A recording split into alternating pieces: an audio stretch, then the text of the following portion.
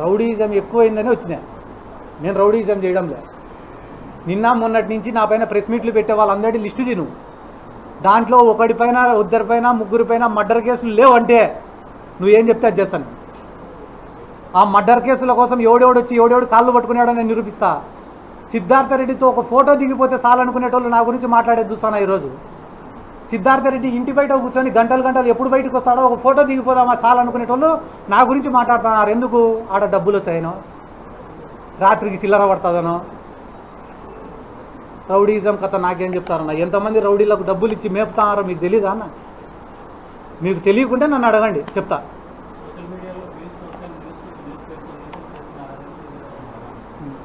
నేను సిద్ధార్థ రెడ్డి కనపడకుంటే కనపడలే అంటావు నువ్వే. కనిపించే ఇంత హార్ట్ ఉంటుందని నీకు తెలుసు. ఇప్పుడు నేను నిజంగానే నాకు వ్యూస్ కావాలనో, నేను ఏదో లైమ్ లైట్లో ఉండాలనో అనుకుంటే ప్రతిరోజు ఉండాలి కదా, ప్రతిరోజు మీ ముందరే తిరగాలి కదా. నా పని నేను చేసుకుంటానా? నా జీవితం నేను బతుకుతానా? నాకు యువజన విభాగం వర్కింగ్ ప్రెసిడెంట్గా ఒక పదవి ఇచ్చినారు. ఆ పదవి ఇచ్చినప్పుడు యువజన విభాగం టౌన్ ప్రెసిడెంట్కు ఒక అన్యాయం జరిగినప్పుడు మాట్లాడాల్సిన బాధ్యత నా పైన ఉందా లేదా? నా బాధ్యత ప్రకారం నేను వచ్చినా.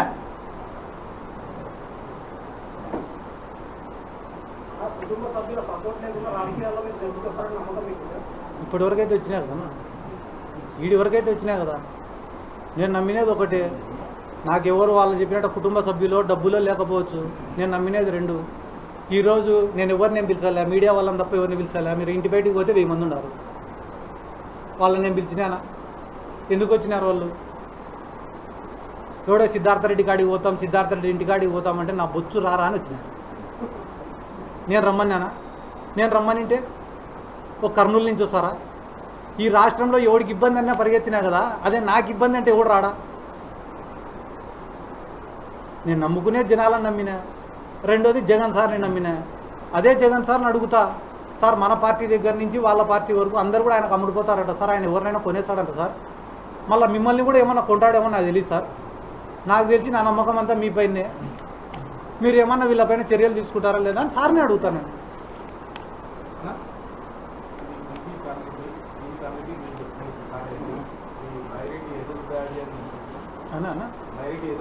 అన్న నేను చాలా సింపుల్గా చెప్తాను, నేను ఎవరిపైన అది ఎదురుదాడి చేయలే.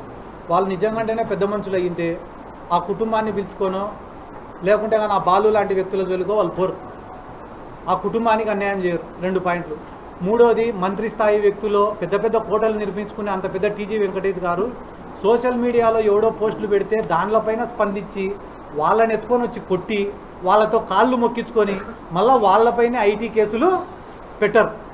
వాళ్ళు పెద్దోళ్ళు అయితే ఈ పనులు చేయరు. ఈ పనులు చేస్తున్నారంటే వాళ్ళు పెద్దోళ్ళు కాదు.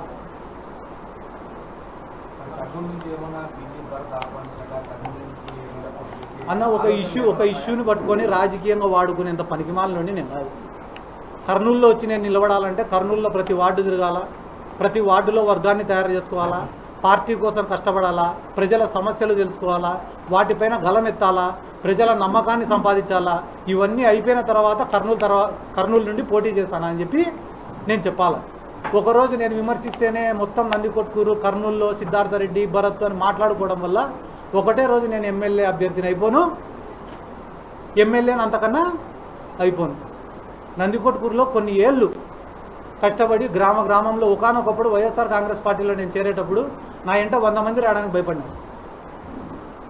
ఎన్నో ఏళ్ళు కష్టపడి గడప గడప తిరిగిన తర్వాత ఒక వర్గాన్ని ఏర్పాటు చేసుకొని ప్రతి గ్రామంలో ఒక సర్పంచ్ అభ్యర్థిని నిలబెట్టుకునే స్థాయికి నేను వచ్చిన. ఒక అంశాన్ని వాడుకొని రాజకీయం చేసి వాళ్ళు ఎవరో పోటీ చేద్దామంటే ఎంతసేపు ఆయన టీడీపీ పార్టీ వద్దు, నాకు వైసీపీ పార్టీ వద్దు, ఇండిపెండెంట్గానే తగలొచ్చు మేమిద్దరు. ఆయన అధికారాన్ని అడ్డం పెట్టుకొని టీడీపీ తరపున నిలబడాల్సిన అవసరం లే, నేను జగన్ సార్ బ్రాండ్ని అడ్డం పెట్టుకొని వైసీపీ తరపున నిలబడాల్సిన అవసరం లే, ఇండిపెండెంట్ నిలబడిన సార్. కానీ దానివల్ల వచ్చే లాభం ఏమింది? నేను అడిగే ప్రశ్న, కుటుంబానికి న్యాయం చేస్తారా చెయ్యరా? దాన్ని తప్పుదారి పట్టించే విధంగా సిద్ధార్థ రెడ్డి రౌడీ, క్రిమినల్, గుండా వాళ్ళు నన్ను తిట్టిస్తున్నారు కదా. తిట్టేటోళ్ళల్లో 80% మంది దగ్గర నాతో దిగిన ఫోటోలు లేకుంటే కానీ నేను రాజకీయం తాగుతాను.